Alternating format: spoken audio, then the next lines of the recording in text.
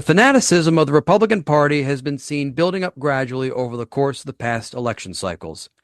Each election we think it has culminated only to be topped by the subsequent cycle.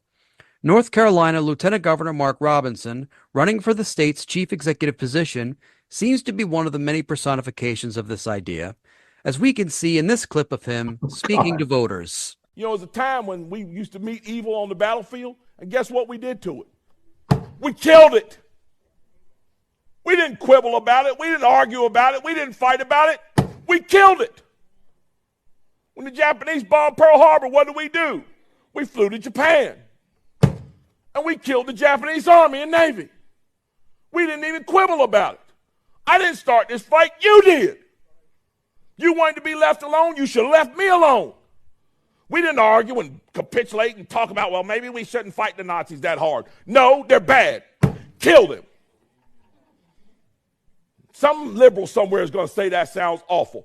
Too bad.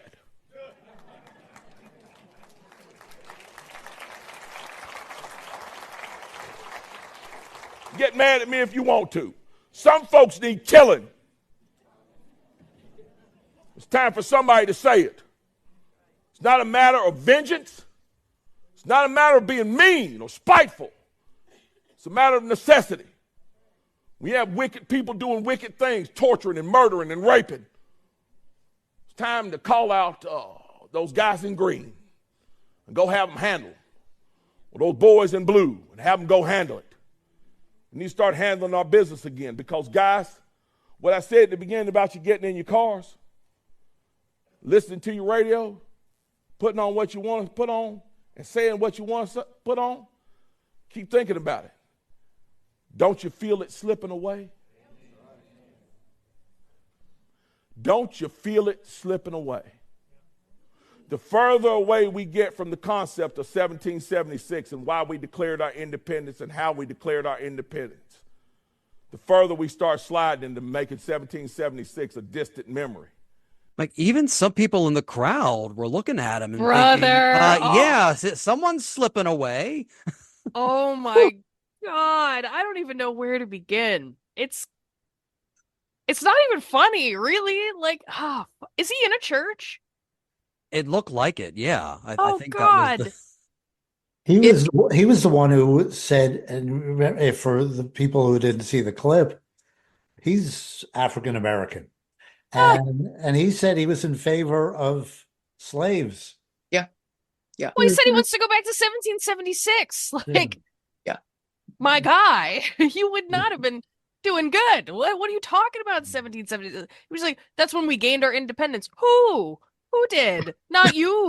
I was going to say it was.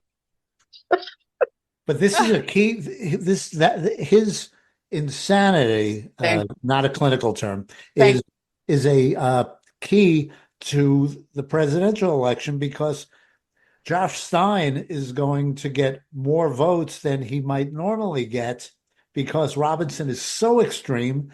And while people are there, they may hit the Kamala button too. Let's hope. So that could win North Carolina for Kamala. I mean, let's hope so. Because Jesus Christ. I also love how he was like, we didn't argue. We went into Japan and we killed him. I'm like, I think we could probably argue a little bit about like the Enola Gay and like how ethical that was. I think that's probably still a topic of discussion that, is like, oh, we didn't argue about it. Yeah. And it was a little fucked up. And it was probably an argument before they did it. It was probably a discussion. I think they did. I think they had it. Yeah, they discussed it. They didn't just. There was also an isolationist movement that took place beforehand, so we kind of argued about it for quite a few years. Right. Again, they don't know history. The kindest thing I can say about that guy, and his ilk and the people in that Madison Square Garden, very unevolved humans, very unevolved, uneducated, and I'll stop there. Yeah, the lack of education. I mean, and for something like 1776 and like and World War II, like we should know these things. Like these are like the big ones. These are the ones you're not supposed to forget.